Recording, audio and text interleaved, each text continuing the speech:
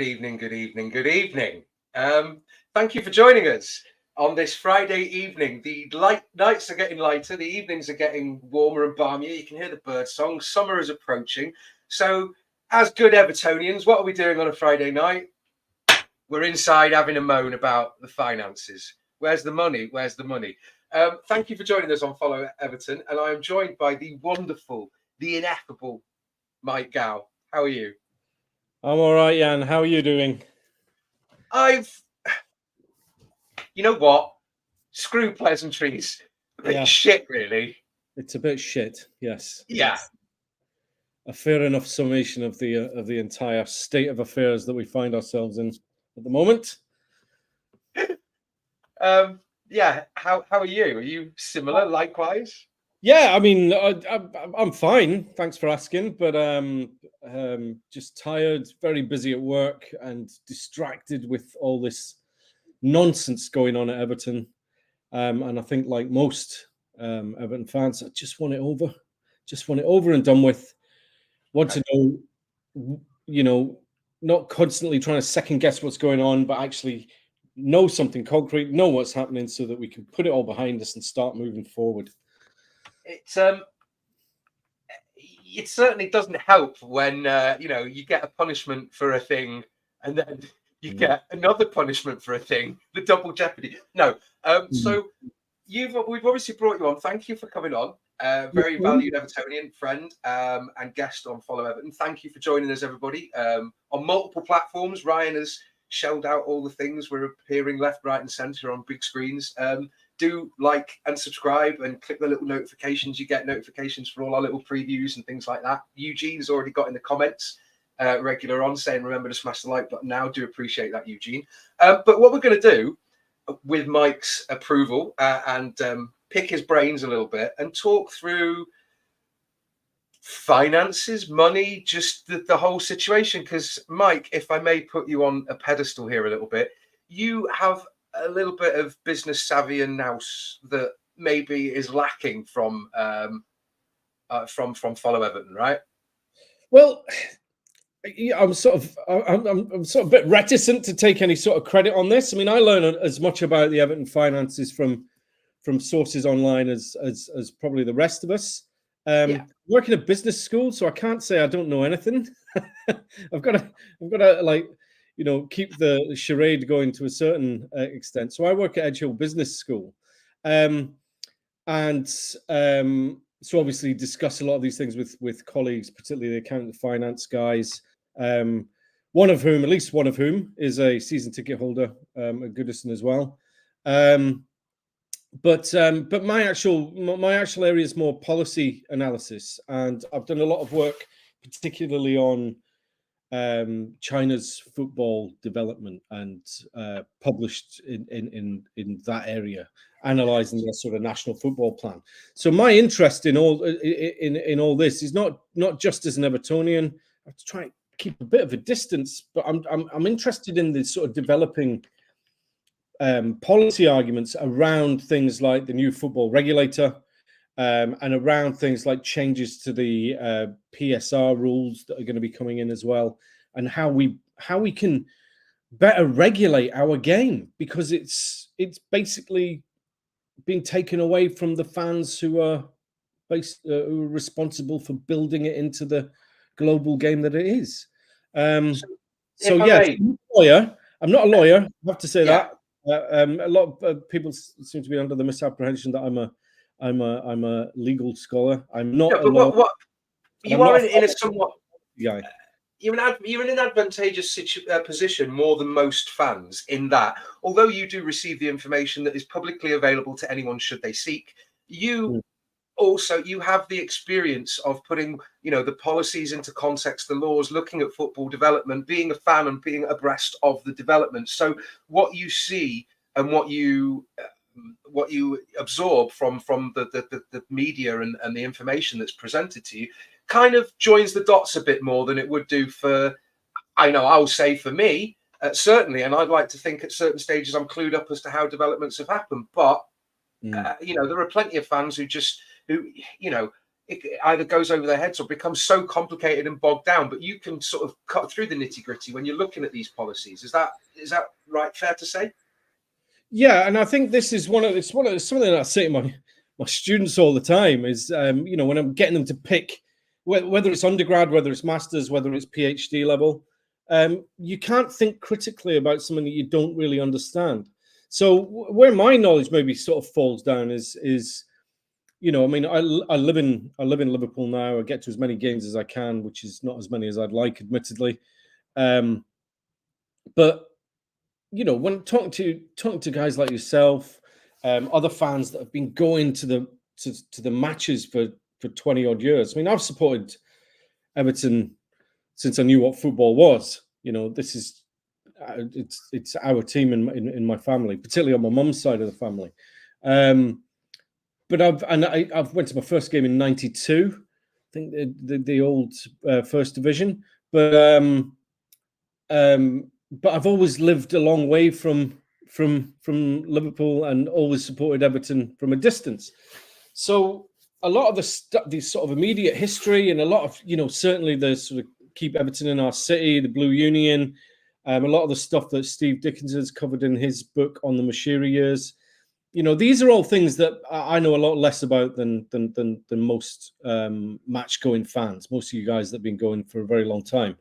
But what I do think that I've maybe got a bit of an advantage in is that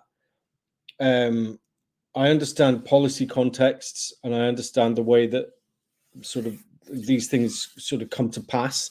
So looking at what I'm interested in is not asking the question, what's wrong with football, but more asking how is it likely to change in the future and who are the different power players and vested interests and that are going to try and push the game in a certain direction. And that's kind of what I'm concerned about most of the moment is with this football regulator. We had the Crouch Report, 4 years? Well, November 2021 it was published. And that was in the pipeline for 2 years. It was well before the European Super League. It was with the bankruptcy of Macclesfield and Bury that this report came to pass. And what it looks like what we're going to end up with is a very stripped down slimline regulator that doesn't have any teeth and leaves a hell of a lot still in the hands of the Premier League and the EFL. So that's what I'm really focused on. I think, if I may pose to you some questions, by the way, and I've got the banner ticket scrolling across the bottom. So people submit your questions in the comments. I'll make a note of them, try to fit them in so that we follow some sort of narrative, if I may. So. Yeah. If I can, we won't jump ahead, but hey Dave, thanks for your questions already. We do appreciate it, Wezzo. Try and get them in. But if I may start, as you say, the Super League was a breakaway, and the Premier League has taken a step towards autonomy at every step it's taken in terms of developing its own regulatory and enforcement and punishment and body and ombudsman and so it operates almost autonomously or independently, but at the head of the football pyramid. So is it fair to say that we can start maybe looking back, the early 90s with the formation of the Premier League? Did that, there was some foundation there that already there was a pouring of money into a lot of clubs, and do you think that already created like you get the rule of 4 or 5, don't you? Yeah. So, I mean, this is one of the things you look back to the old First Division, and anyone could win. Well, you say that, but this is really interesting. You look at so this was the last time we were good, really, wasn't it? Was sort of that night. That's sort of 84 through to 87, 88. Yeah, that period where we won a few titles and cups and the Cup Winners' Cup, obviously. But actually, if you look at that period, I think it's from 90. If you go from 90, is it 1970? Is it 1972 through to 1992 or 1972-73 through to 91-92? Liverpool finished first or second in like 19 out of the 20 seasons, basically. And it was, a period, our sort of best period in history was within that period of dominance. and only two other teams won 2 titles. I think Arsenal won one in that time. We won 2. Spurs didn't. They won the FA Cup maybe, but Spurs haven't won anything since the 60s. You should know that. That's the first thing you say to a Spurs. About the 70s, though. All right. How old do you think I am? Yeah. Well. Okay. Yeah. That's a fair point. You're not quite as old as I am. Although I did note that my first game was before yours. Right. Okay. Well, see, there you go. So you must have been awfully wee at the time. Yeah, I mean, when we're looking at bringing in a new football regular, I think that's what a lot of us had hoped, because you've got a situation in football now where you've kind of got, what they try and tell us is that it's a trickle down economics thing where the money will flow down the leagues. Now, this is not trickle down economics proven not to work, though. Yeah, exactly, and it's this sort of Milton Friedman approach to economics where, if you let lots of people get incredibly wealthy. But the problem is that it's a sport. It's not an industry. It's primarily and fundamentally a sport. So, but what we've seen since the early 90s, and particularly since the redesign of the European Cup into the Champions League, is you've had a massive concentration of wealth at the top of European football. And you've probably got about 25 to 30 clubs across the entire European football system that win 90% of the trophies. Yeah. We're talking, obviously, there you're talking the Real Madrids and Barcelonas, PSGs, the various Milans and Juventus. And I mean, even up until maybe 10 years ago, you'd be putting Celtic and Rangers up there as well, because of the amount of money that they used to be able to get. They monopolised in terms of that was available to the Scottish League. Yeah, exactly. Nobody else was ever going to get Champions League or European places. So what you have is you've got this situation, and because the prize money that is available for the European competitions, and especially for the Champions League, it's just on a next level. Yeah. So the Premier League is always, it doesn't become a bonus revenue stream. It becomes an entirely new revenue stream, which is exactly the point that I'm going to make. It's no longer a sort of a reward, prestige, cachet. Yeah, it's prestige and cachet, but because we've got an open system with promotion and regulation and relegation, what we end up with is you end up with a system where clubs have to. There's leagues within leagues, but you end up with a system where those clubs that are dominant must maintain that domination. It's not an open competition anymore. If you fall away for good. Sorry? If you fall away, you fall away for good. Yeah, you can. It's certainly incredibly difficult to break back into that top tier, and it's almost impossible once you have broken in to maintain that. Yeah. For the simple reason that your revenues cannot grow as fast as you need them to. You might get the money from European competition. You get the money from TV. You get a few little add-ons through match day, season ticket sales, which is really nothing in the Premier League. Hospitality is where the money comes from, isn't it? In match days. Yeah, but it takes a long time to build that. You've got to have a very, very generous and patient owner, shall we say? And we've seen that with Abramovich, and we've seen it with this with Abu Dhabi at Man City. That they've been able to basically build those clubs. Sit back and watch something gestate. Yeah, and get that consistency. But when you hear the Premier League talking, they're saying it's the wealthiest league in the world. It's the envy of nations around the world. We have this wonderful league. We're one of the wealthiest nations in the world, but we've still got starving children, according to UN rapporteurs.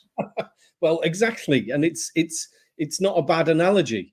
Yes, you've got Eton and Harrow, but you've also got absolutely cash-strapped inner city schools where kids are turning up having had no breakfast and this type of thing. And that's not a bad analogy for our football pyramid. But what we see is that the Premier League keeps saying things like, you look at the amount of revenues that the clubs get. They get 100 million. The club at the bottom gets around 100 million in TV revenue. but that's not enough to pay your council tax and keep your lights on and feed your kids. That's the problem, because the other clubs spend so much. Dave's just made the point here to branch out to this point of the new public. Okay, we do run the risk of getting a bit preachy, didactic, a parabole or political, ethic, moral, but we are talking about equality, parity, fairness, equality, to hark back to the late 90s, early 2000s Labour drive, equality of opportunity. Yeah, so I mean, and then there's two terms that you always sort of come in and use. I've seen a few questions in here. I'm not ignoring them, folks. I'm just I've got a note of them, but I just thought we'd touch on Dave's then. We'd touch on this in a minute. Yeah, so what we do, we're football fans. We want it to be competitive. But the problem that we've got now is we have what is effectively, and I've looked at the data on this in a very sort of, I must admit, in a very quick analysis, and I've looked at the data from the 2015-16 season through to 2021-2022, so 7 seasons, and what you see is that you can divide the Premier League roughly into 3 different divisions there. You've got clubs that are spending between 100 and 200 million. You've got clubs that are spending 200 to 300, and then you've got clubs that are spending 300 plus. The clubs. Now, can I ask you, is there a strong correlation between those spending bracket stratifications and the league average finish? Those that finish consistently winning the league and finishing in UEFA positions. Those that are mid-table and those that are either consistently yo-yo relegating or fighting relegation battles. Does it roughly correlate? Yes, it does, but in quite an interesting way, right? So what you see is in the clubs that spend 300 million or more, only, and Everton have done this once in the 2016-17 season, which is I think that was the Koeman Allardyce year. Where we the James Rodriguez and okay. No, it wasn't James. It was the season, wasn't it? The season that we bought like 3 number 10s. Claassen and I think it was that season, and then Koeman was kicked out and replaced with Allardyce. That was the year. We finished 8th, right? But we spent on wages and transfers about 330 million, if I remember correctly. From the data that I'd have. That's on transfer expenditure. That's not taking money coming in. That's just what we spent. So transfer expenditure and wages. Is there a net spend as well? It's net spend, yeah, but the Premier League don't look at that. And I'm looking at this from a PSR point of view. The Premier League are only interested in money going out on transfers and wages. That's all they care about. They don't care what's coming in when they do PSR calculations. So Everton finished 8th that year, having spent 330 million, which is the worst finish of any team spending over 300 million, with one exception. Chelsea finished 10th in 2015-16, I think. So, and they've been doing similar. But can I ask you though, what was the positional change? If you spend over 300 million, what that shows is that you're not going to finish in the bottom half of the table. Right, you're going to finish usually 8th or higher. So effective, and the only clubs with, I think there's maybe 1 or 2 exceptions.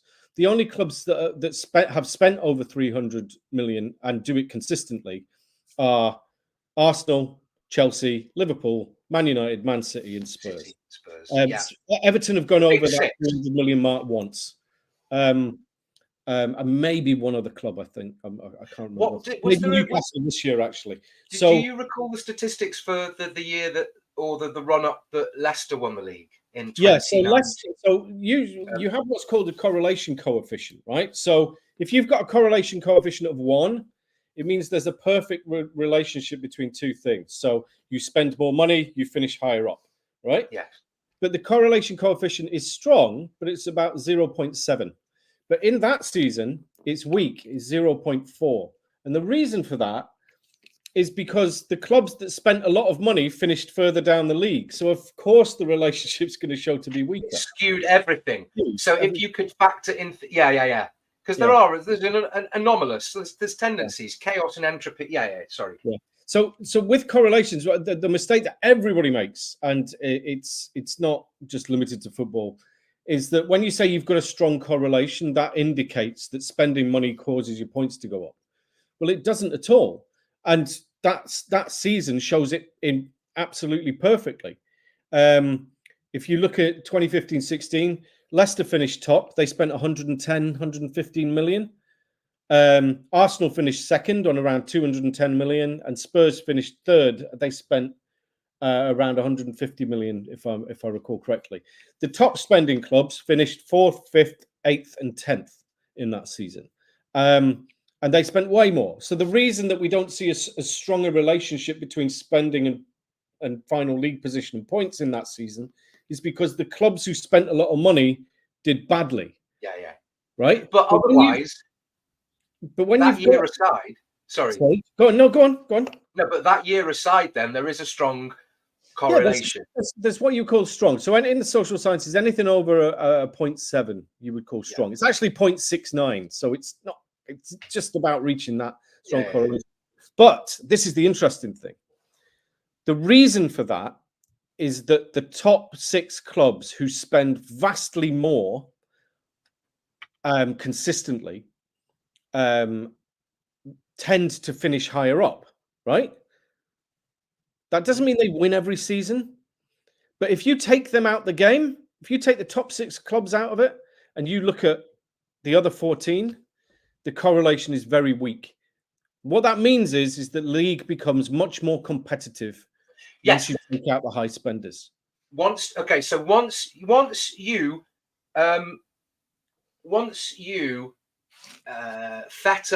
restrain the absolute splurging of excessive cash from the revenues is basic. Am I right? I don't want to put words in your mouth, but would it be fair to say that with the evidence that you provided that's out there that people can look at, it's fair to say that money equals not necessarily success, but within that monopolization, the hegemony of those clubs, it precludes success for the other 14. It makes it incredibly difficult for other clubs to compete. And what my analysis seems to show, and I've discussed this with economists in my department, who are absolutely mortified that I'm even trying to do this because it's so idiotic from their point of view. You need other factors. But what I'm doing is this is not my argument. I keep saying this over and over again. This is what the Premier League are arguing when they're saying Everton need to be docked points for overspending. What they're doing is reducing everything to the amount of money we spend. So I'm trying to find out whether there's any sort of relationship with it because they haven't provided. But here's the thing: when they do that, my argument becomes one of the prongs of my argument, which I don't know whether it strikes a chord with anyone watching. But the frustration thing, it's not the whole basis of it, but one of the frustrating things for me is that they talk about sustainability and the welfare and benefit and the longevity and the sustainability of the league and every club within it. Yeah. Now, doing this to us doesn't benefit anyone else. It just penalizes us and doesn't remedy the situation in which you're actually forcing an established club that was trying to the correct way go about it because they've introduced these laws and rules recently within the last, we had the established stratification when there was already the constraints of spending that was based on your income and your outgoings and your revenue and corporate sustainability and all these kind of things, right? Yeah. So what has then happened is that they've then said that no, a team that is now urged slightly into the red within these regulations, we're ignoring all the other stuff that went beforehand. You're penalising the long-term club that is a founder member of the Premier League, a founder member of the Football League, hasn't been relegated, thankfully, in a long time, but we've flirted around with it. We've still survived. And we've, basically we gained no sporting advantage. You could argue that that before this, we were actually performing better, and it was just the whole cock-ups. And when it boils down to the state, sorry, I'm getting really angry. Right. Okay. Let's take a couple of those points then. Right. So this is the Premier League's argument in a nutshell is if you stay within the limits, it doesn't matter how much you spend, you're not getting a sporting advantage. But if you lose more than 105 million over 3 seasons, that's unfair because you've broken the rules, and therefore you must have had a sporting advantage, right? Can I interject? At some point, is there any scope for you to discuss the fact that there might have been mitigating circumstances? The fact that we did the nice thing with Gylfi Sigurdsson, we could have pursued legal things, and then it turned out to be nonsense, and we were the one.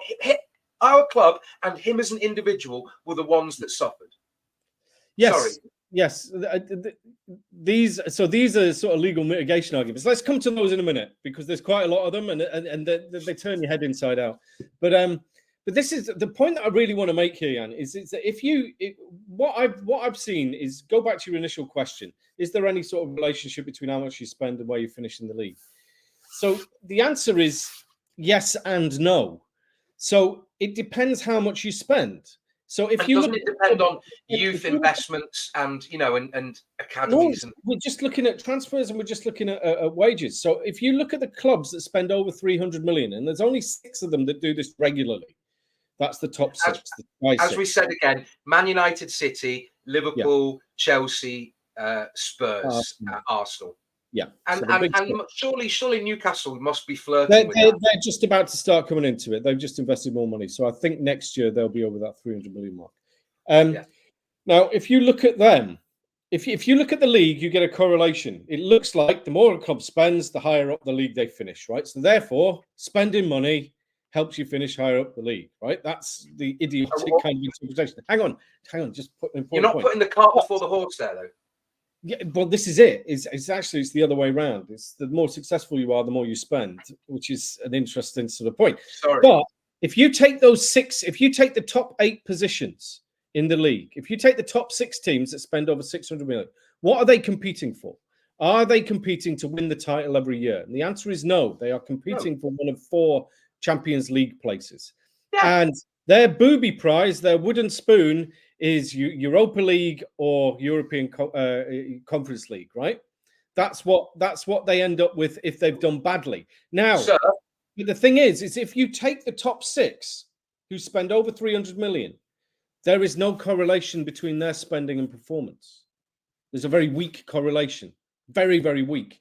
The reason being, so if you think we're talking about positional in the league, not if you take that top 6 as a mini league, now Man City might spend 450 million, Liverpool might spend 330, Arsenal might spend 290 in a season. But once you look at it over 7 seasons, there's no correlation. It's actually a very competitive mini league within the Premier League. And what they're competing for is European competition. But, and this is a crucial thing, because they are this mini league with massive budgets way bigger than anybody else's, it's not that they can just go out and buy players that are going to score them amazing points. They've just got a huge amount of resources, but they are immune from relegation. They are completely immune from this. And we've never seen, since PSR was brought in, we've never seen one of these teams spending that much money, even finishing the bottom 10, never mind in a relegation battle. Now, if you then go and look at the teams that spend between 200 and 300 million, the same is true. You've got, I think, 3 or 4 teams over 7 years with budgets 100 to 200 million have finished above 6th place. But do they peak and then drop because they've then had to restrict their spending because they don't have the increased revenue, but they've got to comply with the 3-year window? That tends to be what happens. So we saw that with Leicester. We'll likely see that with Brighton. Especially if they cannot bring in the types of transfer fees. Potentially Newcastle. You might see with Newcastle. They've just pumped in another 37 million today. They'll just keep pumping money in, and this is one of the key things. How is that fair then? How are they allowed to do that? because we don't have a regulator. One of the key recommendations. I'm sorry, we have a regulator that imposes sanctions that impose a points deduction on us to do with spending. And you're telling me, sorry, I know I'm playing a bit dumb here, right? But I'm walk me through the woods, Mr. Gow. Like, yeah, we've got a regulator. We've got a regulator in the Premier League where the people who decide what the regulations are the ones who are being regulated. So, go figure. This is why we end up with basically a toothless system and a badly conceived model for PSR. The clubs, they've just changed all the regulations from 2025-26. We're going to have a squad cost ratio, right? How did that happen? Well, all the clubs voted on it, and every single club voted to change it. So it's like, they're not turkeys voting for Christmas. It's kind of the opposite way around. So Chloe said before, to your point, thanks, Chloe, always on as well for joining us. The league rewards gambling. As we just sort of pointed out with that peak and trough thing, as you said, Brighton might do it at Newcastle. If you spend that money and you're successive, you don't get the financial fair play issues. For instance, Forest, we just had bad. It's not just Forest. You're absolutely right, Chloe. Absolutely bang on. So look at Everton, right? If spending improved, we kept doing it a little bit. Well, until we had money, right? So, and this is the really key point: is we started spending money, but we didn't see hand over fist. We were spaffing it around on Spaffing is a good word. That's a pretty accurate description of what we were doing.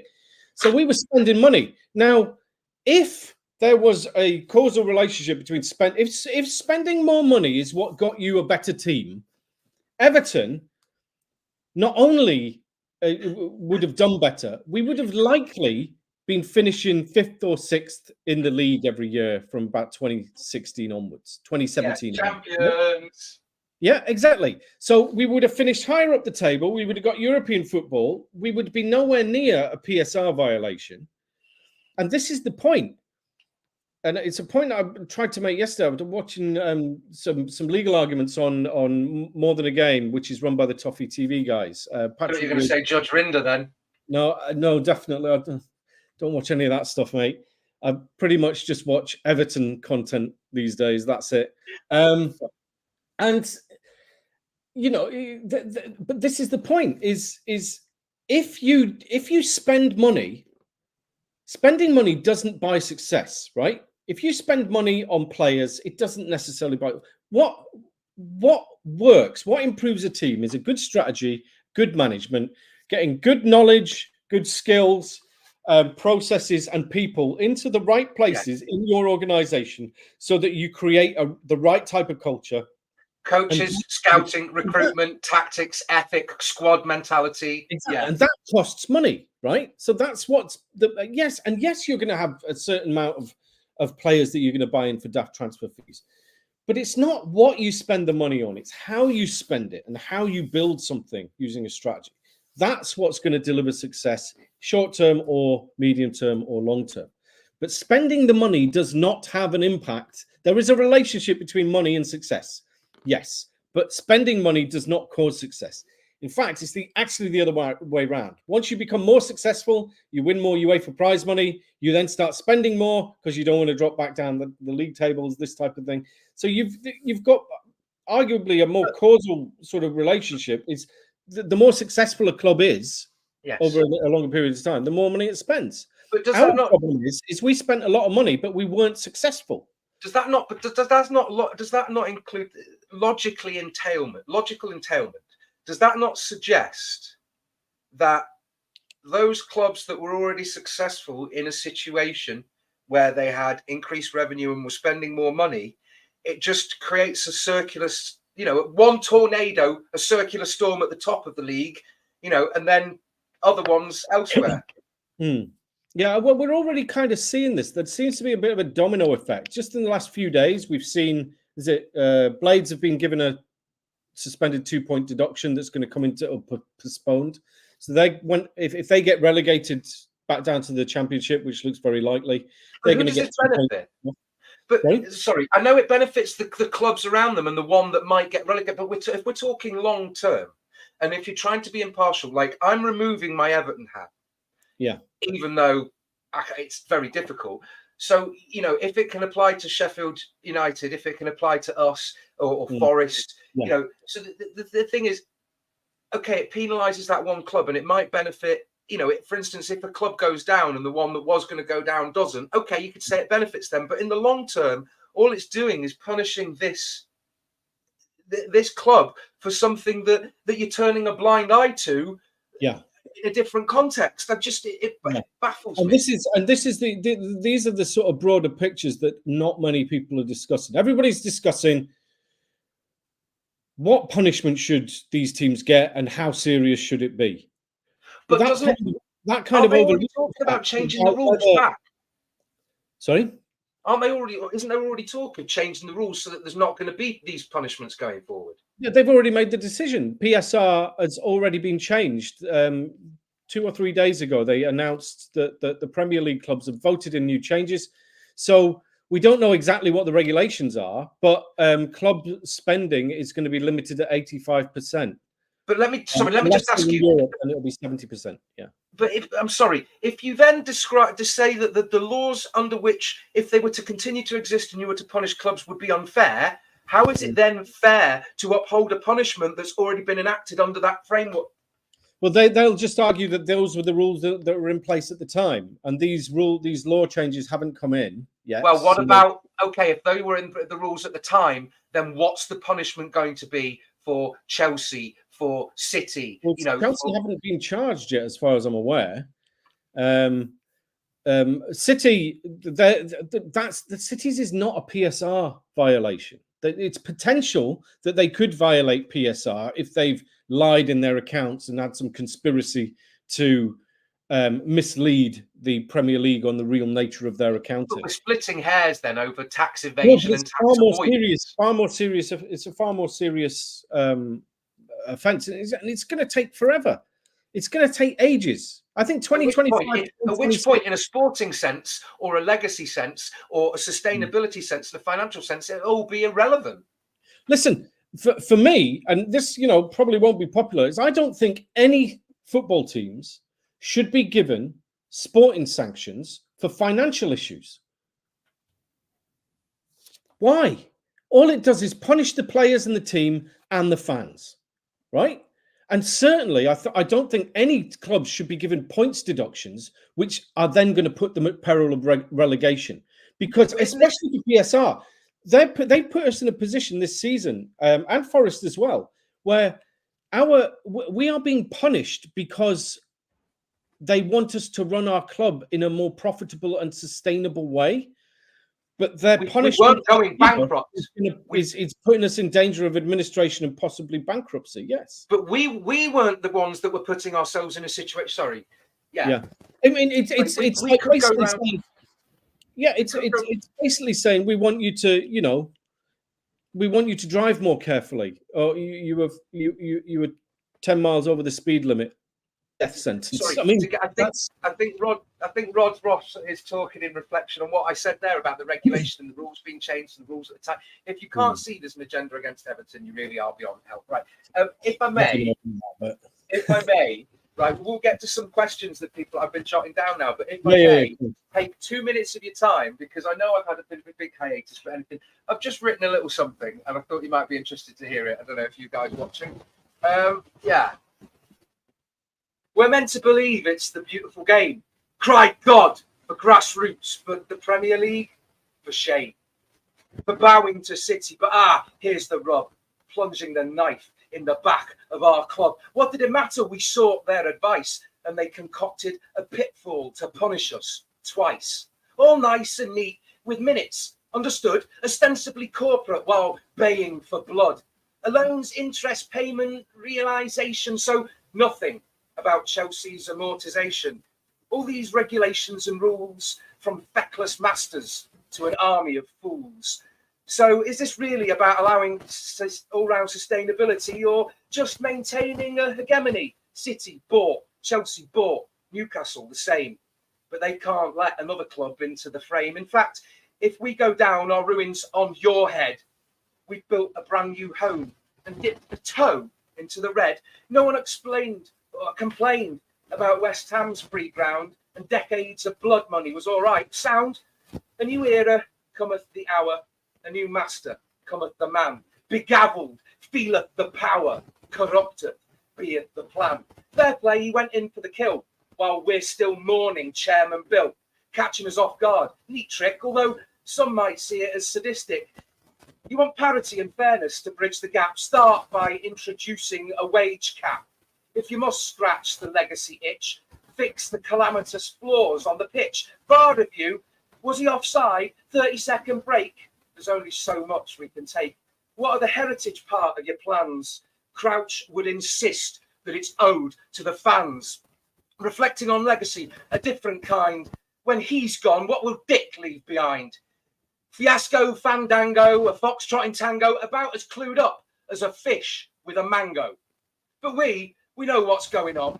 We see your game, the transparent con, but at this point, we don't really care. At least we'll play it fair and square. To thine own self be true. Once a blue, always blue. Well done, mate. A few things in there. I'm fuming. Yeah, obviously. Yeah. But this is the thing. There's so much stuff going on here that, you know, we're is it the regulations? Is it the fact that the money is just not distributed through the game fairly? Is it the fact we haven't got an independent regulator? Is it the fact that we've had an owner who has run the club like a kid with a Monopoly set? I mean, it's just, there's just so many different things colliding, and everybody's just nervous. I mean, I was on Twitter a few hours ago and I said I'm going to have to take a break and de-Everton my life for the weekend, forgetting that I'd agreed to come on here at 8 o'clock and talk about this stuff. The thing is, it makes me, all this that's going on, like, it's not the club. Even when we're shit, I go. It's the stuff that's peripheral to it, that's completely outside our control, that drains everybody. And it has this, you know, like the halo effect. If you go in, you look nice for a court date or a job interview, it tends to go in your favour, even if you're, you know. Yeah, and it's a reverse. Yeah, it's like a reverse. Yeah, halo effect. Goodison, because, and it's not just what stuff that's going on. Excuse me, at the moment. I mean, we've had 3 years of this. 3 years of just complete uncertainty and relegation battles. I've got to say, sorry, just somebody asked in the comment, I think Chloe and Becky mentioned about, thanks for everyone for your confidence. I do appreciate that. Ryan has set up a VIP thing here. You get a little thing, it highlights to us. We can do previews. And I don't know all the details. Ryan knows it. It's really fancy. It's a little thing that you get, and it allows us to maybe buy a little bit of kit for some of the team, paper, stuff containing it, so you get to see it. Right, I'm just having a look through some of these questions. Shall we have a look at some of them? Yeah, that's what I've got some here. Yep. Thanks everyone. Do get some more questions in, because I'm just fiddling around with this here. There we go. Right. Yeah. So we've had some questions here. Right. I think we've had some of Eugene, Dave, Rod, Chloe. I'm not sure, but I've just written the questions down here. We've got, well, will 777 get an extension, or is that sort of time up? Right. So this is the news that 777 have requested an extension to pay back a loan that MSP gave to us back in August for about 100. I've seen 158, 160 million, something like that. It's up to MSP. We don't know, is the short answer to that. So we're gonna find out very shortly. I mean, I don't know what time it is over there now. It's likely just coming up to 10 to 5, isn't it? Or 10 to 5, yeah. So if we don't find out today, we are going to find out by Monday, by 9 p.m. Monday. We should have. Well, they will have made the decision. Americans pride themselves in comparing and competing with each other. It's like, how many hours a week do you work? It's like, 200. I work in my sleep. You know, come on, they're going to be bashing it out on a Friday night. The financiers, they don't work a minute past 5 p.m. They'll be in strip clubs snorting coke and stuff. That's what they do over there. Look, before lockdown, I worked in finance. All right, can we just leave it there? Yeah. So the short answer is, unfortunately, is we don't know. So what are the implications if a decision goes either way? So MSP can refuse to extend that, and then you've got the options that they convert that 160 million into a 51% share in Everton. They become our new majority shareholder. We have a effective takeover of the club. Mashiri will still have about 45% shares, and then the rest for other existing shareholders. Does the percentage make a difference? Because I think somebody else asked as well, would 777 or anybody, if they were to buy a majority stake, would they be able to inject their own cash? So how does that affect their ability to provide income, cash? Right. So this was Dave Weston asking, am I right in saying that 777 buy Mashiri's shares as majority shareholders with 94.1, they'd be unable to inject any of their own cash into the club? Again, we don't know. We don't know exactly what the deal is that's on the table. So we don't know how much Mashiri's asking for his shares. It is a bit complicated, but they've put in 200 million. So what they've got to do now is they've got to come up with 60 million to safeguard the club and make sure that it gets through the summer until we get the new tranche of TV money in. But they've also got to clear that 160 million debt. Now, what they've just done, what's come out in the papers today is that they are talking to a credit company over in New York called Blue Owl, and they've asked for a 360 million.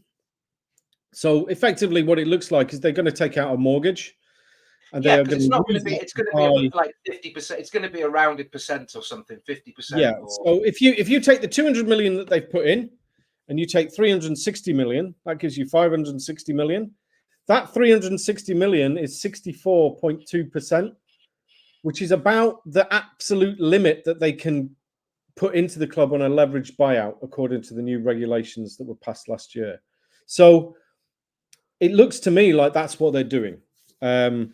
So will they have any money to put into the club? This is the question, and really it depends what the takeover. So if they put 200 million in already, they convert that to equity. They convert that to the shares basically, and then they've got another 360 million.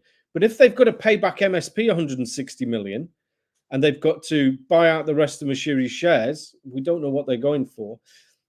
Is it going to leave a huge amount left over? And the answer is probably no. So what we're likely going to see with any takeover, whether it's 777, whether it's MSP, is we're going to see a finance restructuring. So all this debt that's owed to RMF, that's 220 million to RMF, it's about 160 million that we owe. We've got to find another 60 million just to keep the lights on. We've got to find another 100 million to complete the stadium. It looks to me like they're going to have to refinance all of this. So I think what Dave's really asking is, are they going to be able to put any money into the club for things like transfers and this type of thing?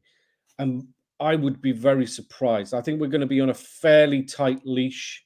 They're going to be looking for long-term restructuring to have like academy youth players scouting. Is that the kind of plan of what they've done with like Red Bull? Oh no, sorry. I think they can do that without too much. I think we've got good, talking to some people in the know. Sorry, Mike, before we go down that avenue, can I put a pin in that and just ask you, though, just to box off the stadium for me? There's Emma's just asked, there's another 100 million to find, and just to entail with that, is there any concern about ownership of the stadium and lack of revenue if we don't own it and it being potentially sold, or is there any concerns there, or is that something that Everton will factor into? We want a deal where, we want. Yeah. Yes, there certainly is. So as it stands at the moment, we are not turning a profit, right? So we're spending more than we're bringing in. And because we've gone from a situation where we were taken over by a loaded billionaire with very deep pockets. Who was then restricted by them. Who in 2021 turned the taps off, basically, because of what's going on in Ukraine. We'll come to the details of that later. So we've gone from a situation where we were expecting to have a fully paid for stadium and zero debt other than some of the debt that was already there with RMF, to basically a club that looks like it's going to be very heavily indebted for as a sort of byproduct of building this stadium. So we're going to be paying off that stadium debt for 5-10 years. I mean, that's what it's going to take to clear it. So the answer to Emma's question, where's that last 100 million coming from? I mean, this is what we're all trying to figure out. At the moment, we don't know where it's coming from because we're waiting for a takeover to happen and a refinancing to take place. But what I think everybody should keep in mind, absolutely the only important thing here is we stay in the Premiership. Yeah. If we go down, all bets are off. We have no idea what's going to happen, but we would have such a massive drop in revenue that anybody looking to come in and take over the club is not going to. There's not. If we're in the Premier League, the chances of saviours, white knights coming galloping to our rescue is quite high because there's a lot of value there, right? If we are in the Championship, it's going to be vultures picking over our carcass, trying to figure out, which rich pickings they can get. Oh, because then they'll want to buy the stadium and then take the revenue for events and stuff. There's certain. But these are business term, people. sorry. These are business people. They, But long term, wouldn't it benefit them to allow the club to own the stadium, to generate the revenue, to allow so that then they're getting revenue, they can take profits as shareholders, but they also then allow Everton to spend more by having increased revenue streams from existing as a business. No. Yes, but the point is that if a buyer comes in, and it doesn't matter who's going to buy the club, all of these deals to a certain extent are finance, except where you've got the United Arab Emirates, where you've got Dubai or you've got Abu Dhabi coming in and buying your club, or the Saudis up in Newcastle. Unless you've got a sovereign wealth fund behind you, you pretty much guarantee it's going to be financed to a certain extent by debt. And it's this. It's the analogy that I make is it's like a buy-to-let mortgage, right? They don't come in and say, right, we've got 500 million, we want to buy your club. They come in and say, right, we've got 200 million, we're going to take out a 300-400 million loan. And what we'll do is we'll secure that against you. That's basically, we'll take out a mortgage on Bramley Moor Dock. We'll put 200 million of our own cash in to buy the shares. And then we'll get another 400 million from the bank in a mortgage on Bramley Moor Dock. It's economic grifting. It's the essence of what Donald Trump did for his entire life. It's the entire finance system works on private equity in this country. I mean, it shouldn't. It should be regulated a lot more than it is, but it isn't. That's the case. But that's what they do. You go back to the 80s. I mean, it used to be the case. If you had good lines of credit and you knew some financiers, you could go and buy properties without paying any money, and then rent them out and use that to pay down the mortgage. You just basically like getting a free house, and that is essentially what they're trying to do. That's what these companies try to do with this. So, but the problem is that instead of being able to spend increased revenues buying players, investing in squad, investing in academy, scouting networks, all this type of thing, we're going to have to be paying down interest payments and loan repayments. But can I ask you, when that business model is applied to a sporting league, where there is by definition very strict limits on consistent growth, that kind of business model with financing and interest and by basically getting things on credit and is predicated on future success and growth, isn't it? Yes, it is. But what do we mean by that? So right, I'll try and explain. If 20 clubs do it, 14 are going to fail. Yeah, but the point is that what these finance people view as success is not the same as what a football club does. They're completely mutually exclusive goals, right? They just want to make a profit or increase their share. Yeah.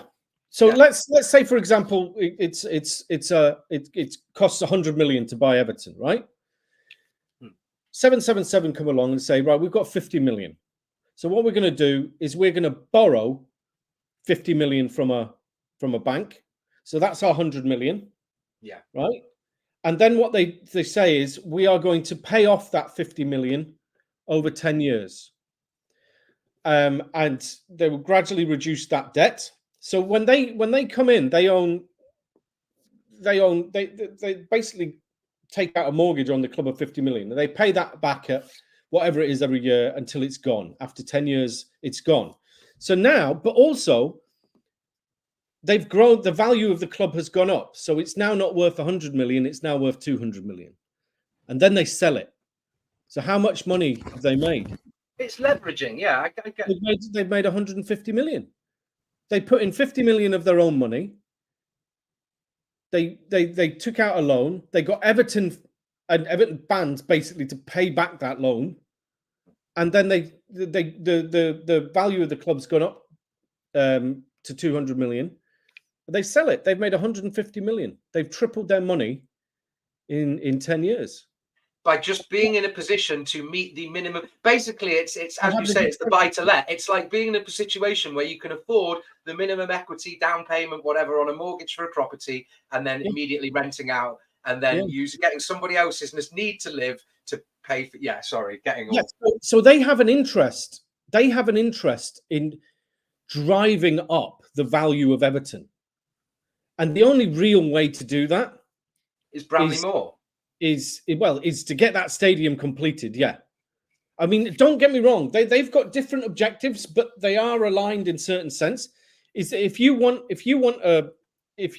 777 really want to benefit from this deal, it is absolutely in their interests to get the highest possible valuation for Everton Football Club, so that when they do eventually decide to exit after they pay back any debt, then they're going to earn more money.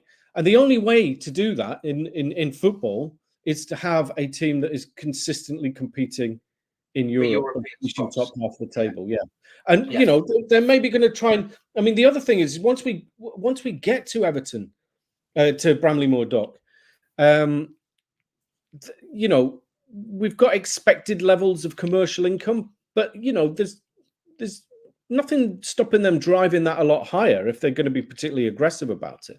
Well, like I said, it depends on the available cash that they've got, that they can, you know, invest now to reap the benefits down the line. But and a comment here coming from Charles Stevenson, who's always welcome on Follow Everton. It's a tragedy that the club is waiting until the end of next season to open the stadium. Yeah, echoing Emma's thoughts here, Charles. Money has been proven to be more important than sentiment in football these days. They need the revenue. They need the revenue now. Yeah, I mean, this is one thing that does concern me. And you can actually, I mean, if you look at the drop in revenues that we've had this season because of the sponsorship deal that we allegedly lost from USM, then yeah, but it's also clear, and this is something that I haven't seen in any of the club's representations and mitigation, is that because of the decision, that it's what you call opportunity cost, right? Because of the decision to go and build a new stadium, Everton has now been in a position for probably 5 years where it does not make economic business sense to invest and try and expand the commercial operations at Goodison. So because it's throwing money away. But yeah, I mean, we haven't seen an increase in our commercial match day revenues since the 90s. I mean, this is one thing that's absolutely staggering when you look at Everton. It's not only it's stood still while everything else has moved on, but it's still earning the same amounts of revenues from sort of commercial. It's like we're stuck in the past to an extent. And I've had friends. A stadium facilities. I mean, it really come down to that. So, and it's things like, you know, okay, Tony Bellew had the fight at Goodison, but he pushed for that because he's a Blue, and you know, but we miss out on the concerts that could take place, the events that happen on the, you know, throughout the summer. everything. It could be a real hub for things going on, because I know down there's the 10 Street Social, there'll be other things opening up, there's music places, there's, you know, it is turning into a nice little place, like the rejuvenation of the Baltics, you know, and anyway. So yeah, and it will continue to transform, and that's only a good thing. We've just hit the hour mark, Mike, and I just wanted to thank you. We've had a lot of comments from people saying we've got at least 270 odd people watching, and everyone's like loving your insights. I really do appreciate you coming on, but also I just want to thank everyone as well for watching. Clearly got an interest in sort of trying to make sense of this and pick at the threads to follow it through. But yeah, I really do appreciate. Like, subscribe, do all that. It pleases Ryan and it stops him getting mad at me and locking me away in a cupboard. If I've got a couple more, there's a couple of comments in there. I think Charles with another one there, and Maka as well. You know, on Anna Branthwaite, Pickford maybe not. I think he's quite happy here. I don't know if he wants to go. But on Anna Branthwaite, are we going to lose those guys before June the 30th? Just coming back to this, right? This was a point made by They didn't make this point. They made a point on the Brennan Johnson sale in the Forest case. We've got a PSR regime that actually encourages, or doesn't encourage, that basically bullies clubs into making bad financial decisions. Yes. Right? And they get squeezed for every penny selling, and they have to overpay for players because otherwise they go to the big clubs and sit on the bench. Sorry. But there's that as well. And but this is a specific thing. So in our first case, we breached, but in that year, if you remember, we sold Richarlison on the 30th of June. Now, one of the mitigation points that was offered and rejected was that if we'd have waited longer, we would have been able to command a slightly higher fee. I agree with Charles on that. Take 2 points, keep Branthwaite. He's worth at least that. Pickford too. But if we'd have waited and say, you know, that's a bad business decision. No business would ever make that decision unless it was forced to. So we've got PSR telling us we need to sort our finances out. And in actual fact, what they're doing is forcing the club to make bad decisions through a threat of points reductions. How similar is it to taking an intern or a young person, offering them a career path, training them up, giving them expertise, and then being told by some independent regulator that they must be poached by a bigger company? Yeah. Yes. We don't care if you want to stay here. We're going to get rid of you because we have to. For some unbeknownst reason, it's ridiculous, and we would have lost Richarlison. I think he was going right, but what we needed was a bidding war.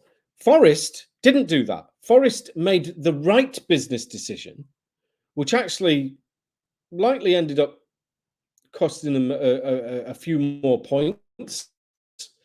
Their breach wouldn't have. I think they would have still breached if they'd sold Brennan Johnson for 30 million back in January or something, when they had an offer from Brentford on the table, or was it Spurs? I can't remember. But the point is that they made the right business decision by not selling one of their assets for less than the market value that they could get for them. So we've got a PSR situation that actually causes clubs to make bad decisions in order to comply with an arbitrary 105 million loss limit. And let's also make it clear is Forest are not in any danger of bankruptcy here. The reason we are has got nothing to do with our spending. It's more to do with the fact that our taps have been turned off due to the Usmanov and USM sanctions. It's it's the combination then of what situation are we in if we become relegated and then we want to be bought by somebody, then they're looking at the factoring in the stadium. It's the points deduction. It's then the change to the financial constraints. Yeah, it's a combination of. I've just seen someone called Gravison on there. It's not Tommy Gravison, is it? Yeah. Fury should just hand over his shares to a buyer, and he doesn't deserve anything. If this is Tommy, then you know what? Meet him down a dark alley, and I wouldn't argue with you. Yeah, sorry. Yeah, that's effectively what he's doing. I mean, he's not going to get anything like he's not going to get anything. I'm sorry, I've just seen another quote there. Rod said the Slimy Six are picking up all the young talent from other clubs. Without a squad size regulation, this will continue to happen and the academy is worthless. Wage cap would be one way to do that. Well, this is the thing. We've got a cap at the bottom on losses, but no cap at the top. And this was, this is actually in one of the PSR documents. So, the PSR, they actually say PSR is not designed to ensure fairness between teams on spending. They actually say this in the documents where they're giving us a points deduction for losing.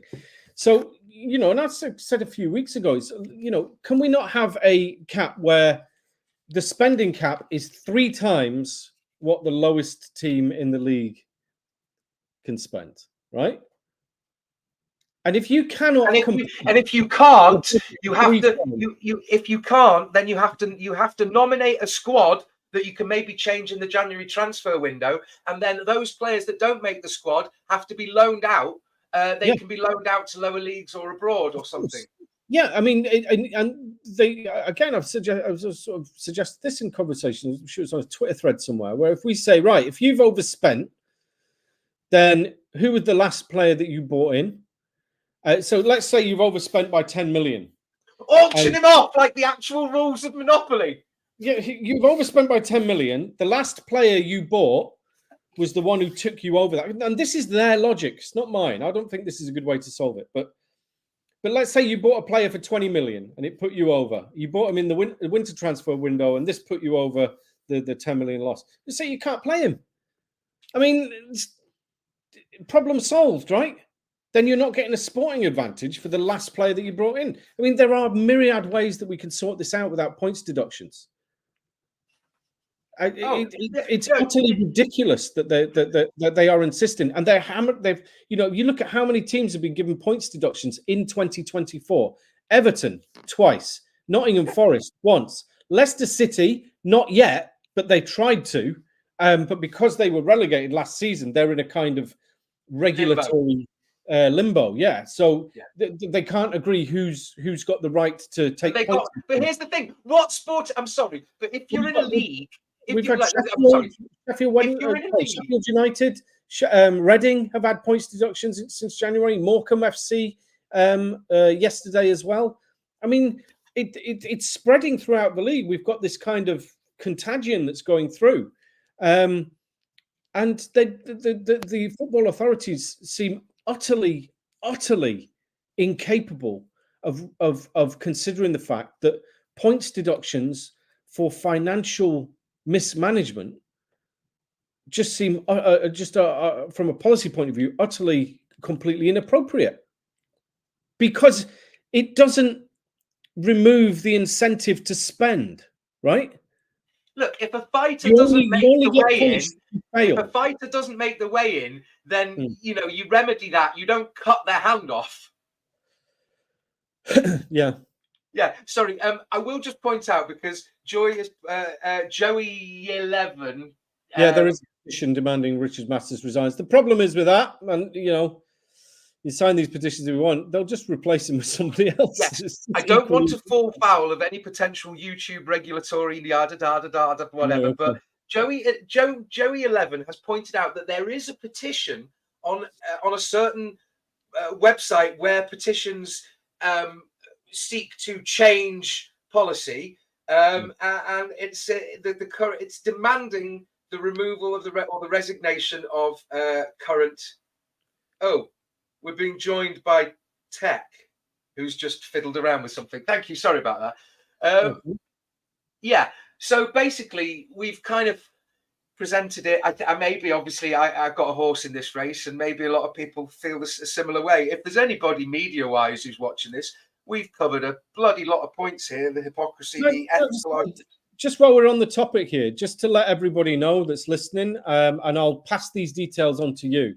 So what I've been doing over the last couple of months is I've designed a survey of football fans on the independent regulator, which is actually live now. But it's not like just designing a survey and sending it out. Because I'm an academic, work at the university, we want to use this to create reports that are going to inform the parliamentary debate.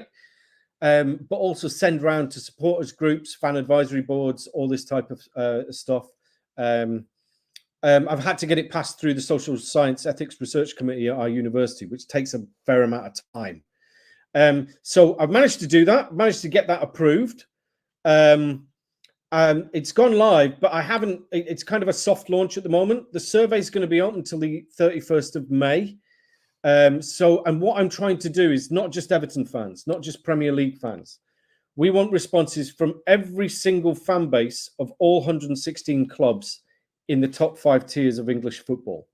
And the purpose of this survey is, what we've done is we've gone through the Crouch report.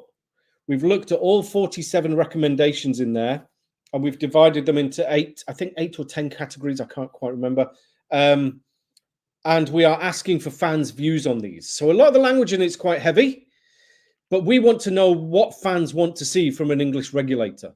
And we are going to then pass all of this information on to our MPs, to Andy Burnham, to our Metro City Mayor, to all the fan advisory boards, to the Football Supporters Association, to all the affiliate and associate supporters trusts that are attached to clubs through the FSA.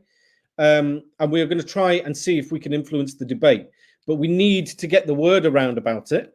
So over the next week or two, I'm going to be sending this out to all big fan clubs and supporters trusts, fan advisory boards, and to the clubs themselves. I'm going to ask the clubs to send it round.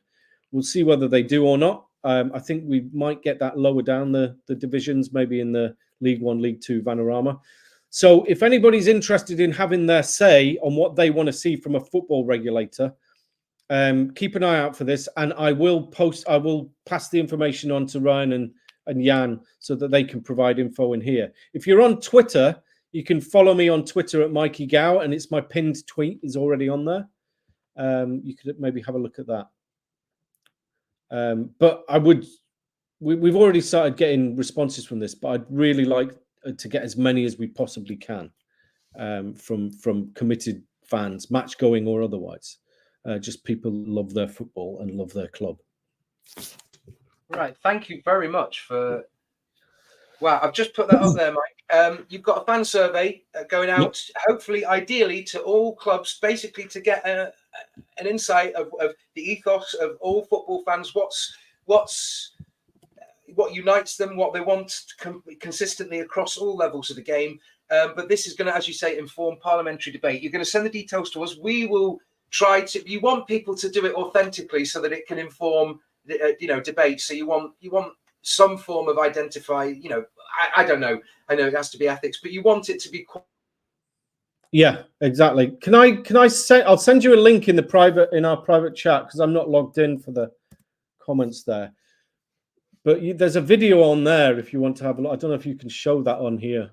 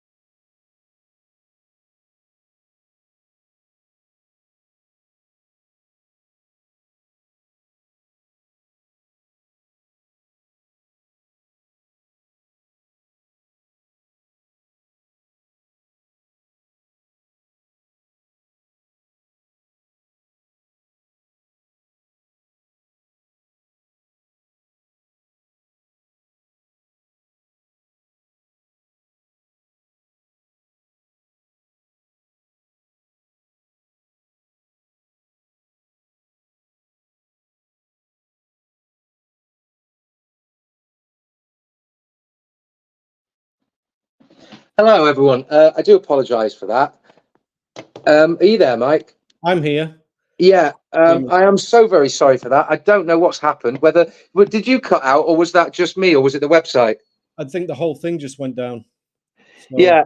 If there is anyone still watching, I don't know if that's StreamYard. I don't think it's me.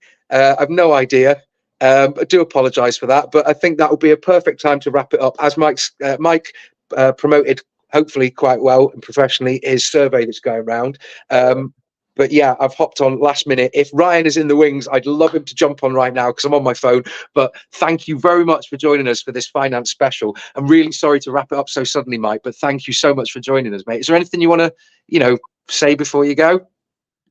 No, nothing at all, mate. I'll tag follow Everton on this survey link and send it around. So everyone... Magic. Well, to anyone who may or may not still be watching due to technical difficulties, thank you very much. Oh, we have tech joining. Oh God, no! Way to ruin a perfect show, Ryan. I'm just in the background watching this so I can wrap it up for you. Thank you. Okay. Yeah, so I won't be able to close it down. So at any point, if we just get cut off, Ryan's decided to end it because I've not got the admin link. I'm literally just a guest at the moment on my own show. So it could go on for hours if Ryan doesn't close it. So is he wrapping everything up there, is he? Yeah, I think so. Whenever you want to go or anything. But somebody did ask before, can't remember who. I can't remember who. What's your best buyout scenario? My best buyout, honestly, mate, I don't know. It's not who takes over; it's what the terms are. So we want to see a situation where the money is committed to the stadium, the debt is refinanced and restructured. If we can get to a point where we are not losing money every single season until we get to Bramley Moor Dock, and we've got some resources in the bank, I'm happy with that. It would be a miracle. Yeah, we don't need all of our problems solving now. We just need the really serious ones. So.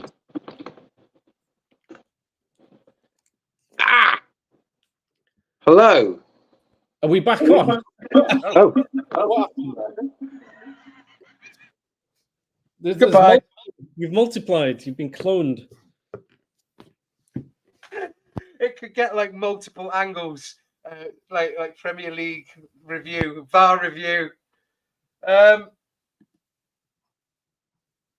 Sorry about that, everyone. Thank you for that. Yeah, so the perfect buyout. Well, the perfect buyout doesn't exist, but in my mind, it would be ideally a club that a business that would come in either on favourable. Well, because it's not very often that anyone goes in and just buys a club outright without any leverage or anything like that. There will be the perfect scenario would be reasonable terms. Make sure the club maintains the stadium, moves them in as quickly as possible, and then has some money to at least do things. But you're asking somebody to be another Mashiri to come in and be willing to spend hundreds of millions then, and that's not going to happen, is it? Yeah, I don't think so. I mean, you just asked me in the closer, what's my ideal scenario? Well, I think the ideal scenario is we want somebody who's going to come in, clear all the debt, build the stadium, and give us some resources to spend on the team. I don't think that's going to happen. I think whoever comes in, I think that they're going to look until we get into that stadium with the extra revenues that it can generate. They're going to take a long-term view of this, maybe 5 years, to build this into a really strong football club that is, self-sustaining, but also going up in value. So what I want to see is I want to see competent management, really competent management. Not footballing management. You mean business management? Business management, yeah, absolutely. I want to see people with a plan who get the right people in the right place and then get out of their way so that they can do their job. So it's a very serious point. It pains me to say this, but if you haven't got a sort of bottomless pit of money like Newcastle or I mean, Newcastle can't really spend that much because they haven't driven up their revenue, but they will drive up their revenues. There's no doubt about that. Yeah. But if you haven't got that, what are the best run clubs in this league? And it pains me to say it, it's two really that spring out. You can talk about Brighton if you want, but I don't think that that's a long-term plan, and it's not a plan for a club of our size and prestige either. Signing players on the cheap from, South American markets and then hoping Chelsea are going to come in and buy them for 100 million. That's not really a business plan, is it? They're a very well-run club, Brighton, Brentford, Luton, this type of thing. But the two examples really are FSG at Liverpool and ENIC at Spurs. They run their clubs like businesses. And yeah, I think that's what I want to see from the next owners. Is I want to see competent. Who was the first one? Sorry, FSG at Liverpoole. So yeah, unfortunately, but they have done. They've run the club. But I'm sorry, like it just. It is frustrating that somehow they manage to find successively every few years this iconic bank-breaking, record-breaking, like Van Dijk or Salah or Mane or Torres or Suarez, or just all the time there's a constant conveyor belt of somebody that they get in for a considerable wedge but sell for ludicrous. Never mind. Yeah, of course. I mean, you can say. I mean, they buy. They spend less money on players, but what you've got to remember with clubs like Liverpool, you made this point earlier on, right? If we've got Richarlison, right? Well, we had Richarlison. We sold him for 60 million. If he was at a club like United or Liverpool or Spurs, 100 million.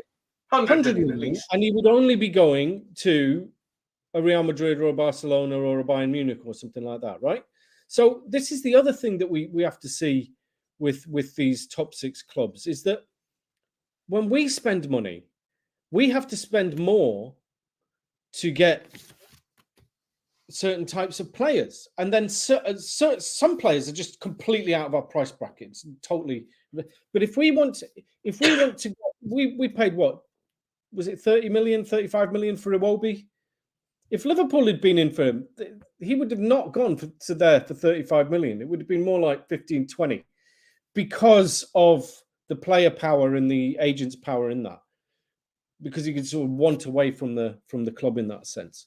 So they can force through moves. So clubs in our situation, we have to pay more to entice in both transfer fees and wages to entice certain players to our club than a Liverpool or a Man United or a Chelsea or what have you. They've got more bargaining power because they're bigger clubs, right? It's not always down to the wages that they pay. And we've fallen into that trap. Very bad management on the part of Mashiri. But, this is the problem. Mashiri's a guy that had the money, doesn't have it anymore. But when he had the money, instead of investing it all and paying for the stadium, he spaffed it, as you phrased it. We didn't have a bad squad. No. But it certainly didn't help, as you said before about building a culture. Sorry, Mike. I mean, I've seen a few Everton fans, and I've been sort of thinking this myself many, many times, is we were better without money than we were with it. And that's, when you've got a certain type of manager, you've got a certain type of expectation from the fans as well, is, of a sort of battling performances and giving everything. I mean, there's a certain minimum that we expect at Everton, and it's not the artistry, it's the commitment and the dedication and the trying hard. But necessity is the mother of invention. You can have a low cost squad, but it's. Okay, Mike. You have to get creative in the types of players that you scout and the types of players that you bring in, instead of trying to sign marquee signings all the time. But here's what happens in my mind is that that great analogy of the triangle of you can either have cheap food, fast food, good food. And you can only have two. It can be cheap and fast, it won't be good. It can be good and fast, and it won't be cheap. It could be good and cheap, but it won't be fast. You know that thing there? Yeah, absolutely. Right. So basically, it's how many legs on a stool before it falls down. And I think that's, in my mind, that's what happened at Everton. Yeah, we can change the manager multiple times. You can change the tactics. You can change the star player or the style or the backbone of the squad. But if you start changing all of those and the training staff and the scouting and how everything is done. And, even to the point of the directors, if you change the ethos, if you change just how everyone at the club operates day to day, it's poisoning the well. Yeah, it is. It's, I mean, it's so frustrating, and I don't care. There's so many different perspectives out there. And I've said this a few times this week, particularly with, certain parts of the fan base going after certain sort of in the know accounts and all this type of stuff is what I always try to do is read round as many perspectives on what's happening at the club, whether it's from finance people, whether it's from legal people, whether it's from the content creators themselves who tend to be quite attuned to what's going on at the club, or whether it's looking at my own sort of read on things in the policy analysis world, this type of thing, but trying to figure out what's going on there. But at the moment, the real problem is nobody can tell you what the situation is at Everton, because it's at this sort of crunch point of a negotiation for a takeover, and nobody is going to be showing their hand. So anybody that says that they know exactly what's going on, unless it's Jamna Jaffe comes out and announces something, or Josh Wanda comes out and announces something. It's not, but it's not as if possibly no. Even with like business consulting or somebody coming in and doing an audit or any of these things, that I've totally forgot what I was going to say. Completely gone. We're trying to, it's a little bit similar to the sort of blind man feeling an elephant sort of analogy. Oh, is it a tree trunk? Yeah. Yeah, but it's even more complex than that. It's kind of like, lots of blind people in a room feeling something that is constantly changing shape and isn't actually anything. We've no idea what it is that we're looking at a lot of the time, because that's it. It's not, the situation's changing all the time, right? So we don't know. And it's this uncertainty that I think you've got to be very you've got to be quite cautious of.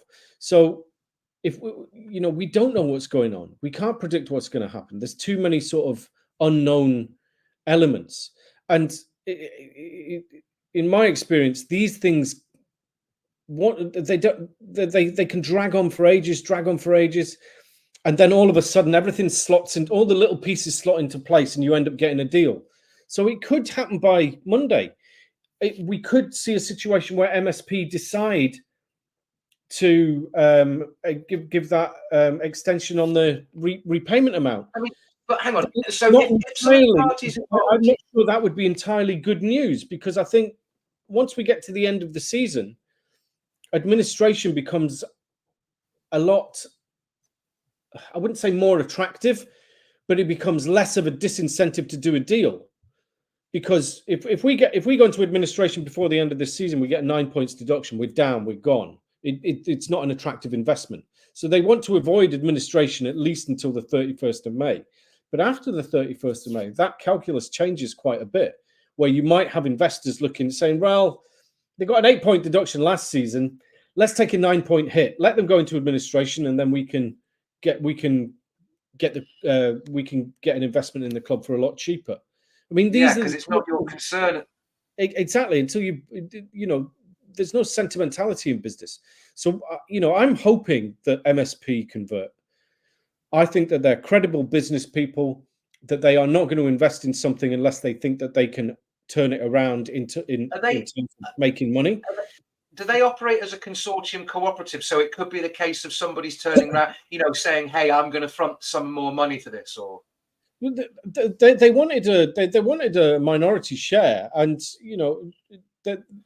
Jaffe's invested in the Phoenix Suns. I don't know whether he sold out of that. I can't remember whether he cashed in that, but he was a vice president of the Phoenix Suns American basketball team. They've got investments in McLaren, in a Formula One. Though I'm not sure if it's the team, it's some other aspect of McLaren that they're invested in. You're talking a credible business person with about a similar net wealth as that is claimed by Mashiri, but he's credible. I think. There's a bit of a question mark over the guy that's with him, the Jerry Maguire character.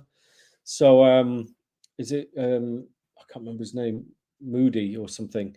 He was the former sports agent that was the inspiration for the film Jerry Maguire, and ran into a lot of problems with the sports team out in San Diego, I think it was, quite a few years back. So you speak to the San Diego Toffees, Jeff Murad, that was his name, and they don't have very much good to say about him at all. But MSP maybe Sports, he's on our side from a different perspective. Yeah, but he was the owner of a sports. I think it was it San Diego's basketball team? I think maybe. I can't remember. Chargers, NFL, or I can't remember off the top of my head. But anyway, I just remember talking to San Diego Toffees about a year and a half ago, and they were not very nice about Jeff Murad, shall we say? So, but for me, I think they're infinitely more trustworthy than from what I've seen information on 777. So we'll see. But anybody telling you that they know what's the best outcome, or they're not lying, but they are claiming more than possibly know. Yeah, we can't know. So we've just got to. And this is the sort of last point I want to make. I'm going to have to get off shortly. But yeah, me too. I need some dinner. But we don't know. We're going to have to be comfortable with this uncertainty. Nothing's decided until everything is, and as soon as something is, we are going to be the first to know. They are going to make that announcement as quickly as they possibly can. So we need to trust in that process, see it through. But the one thing where we can make a difference, and the only thing that is going to save Everton, or the thing that is absolutely going to save Everton from total disaster, is points. So everything that and you know what points mean? Prizes. Yeah. So a bit of a throwback there, Jan. No, I'm absolutely serious. It's the only Takeover is not necessarily going to save us. We could get taken over on Monday, still go down. Then it's. I know. Thank you. Yes, there's always a brown lining on the grey cloud. Thank you. Points, and if you want to get angry, you want to get the channel efforts, get to the games, channel your efforts that way, and let the steam off that way. Yeah. Speaking of, the next home game, Mr. Gow, is on Sunday the 21st. It's Forest, isn't it? Yes. Yeah. Do you want to come? Go on then. All right then. Yeah. All right. I haven't got a ticket. I couldn't get. I've been on a few times on the resale. When have I ever asked you if you've got a ticket? Well, you've asked me a few times. I've been to games with you a few times, but I'm not asking you for the ticket. If I want one, I'll go on the platform and buy one. But I did asking you for the money. I'm looking for a ticket to the Burnley game, and I managed to get one for the derby, which I couldn't believe. It was just after we lost to Bournemouth. I went on about 5 minutes afterwards thinking, I've got to get to a game and I've got to see if there's any tickets up. And there was about 2 or 3, I think, angry Evertonians had gone on and just obviously handed their tickets back after we lost to Bournemouth. So I've got a ticket in the Lower Gladys for the derby game. I've never been to a derby before, so I'm absolutely over the moon. I'm going to that. I might feel different full time, but I do have to say this, and I say this to anyone. Maybe it's just food for thought, and I don't want it to be this way. But if it's the fan, if things get desperate, and if potentially, as somebody suggested, I think it was you suggested the ultimate nightmare scenario. Oh yeah, that was it. I woke up to a text message or a message on WhatsApp. Thank you, Mike. It's going. The ultimate nightmare scenario is on. The ultimate nightmare scenario, but that was because it looked like we were going to get the Liverpool game was going to be rescheduled either on the 24th or on the 9th. Was it the 15th of May or something? So I mean, we could. Oh, that was be in that situation. The nuclear scenario. This was from the start of March. The nuclear scenario. Our last 8 games involved playing all 5 other teams in the relegation fight before a likely rescheduled Merseyside derby at Goodison. The nightmare scenario is on. Our last game of the season at Goodison against Liverpool could be the one that sends us down and clinches Klopp his title, or the one that keeps us up and stops them winning it. Thank you so much. That wonderful gift. Yeah, I know it was a dark moment for me when I realized that was a possibility. But that's not going to happen because this game's happening obviously on the 24th, isn't it? So but we could still stop them winning the title at Goodison. We could take 3 points off them. That's likely. The thing is, the actual football person in me says, no, get a draw, all that kind of stuff. And then there's the horrible one in me that says something like, you know what? I don't care if it gets us a points deduction. It's stupid. Yeah. Yeah. Well, I'm looking forward to that. And I think, I grew up in Scotland. Oh, no. Your nightmare scenario has been upped. Yeah. Yeah. Oh, my God. Oh. Becky, Jesus Christ. That is like, oh my God. No. I can't unsee that. Oh, that's terrible. We've got to beat them now. We have to beat them. We have to beat them.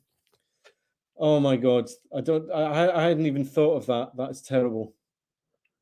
That's ruined my weekend. Oh, that's lovely. But I was going to say I grew up in Scotland, in Stirling, and sort of Celtic's the team that I sort of followed when I was up there. Really, I haven't really followed them for about the last 15 years. But when I was at high school, all my classmates, with the exception of two good mates of mine, they were all Rangers fans, and it was a time when Celtic were like 11 minutes away from they were 11 minutes away from liquidation. Are you still there, Jan?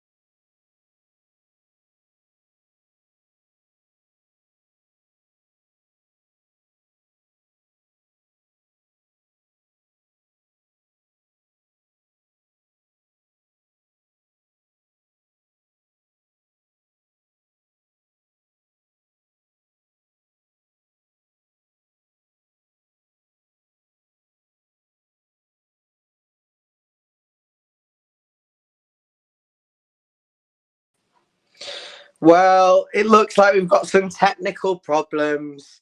And I think on that bombshell, we should say a big thank you to Jan, who has done an amazing job hosting the show, and Mikey Gow, who has been a fantastic contributor to the show tonight. I've been watching in the background and particularly enjoyed it. Jan, are you okay for me to wrap things up?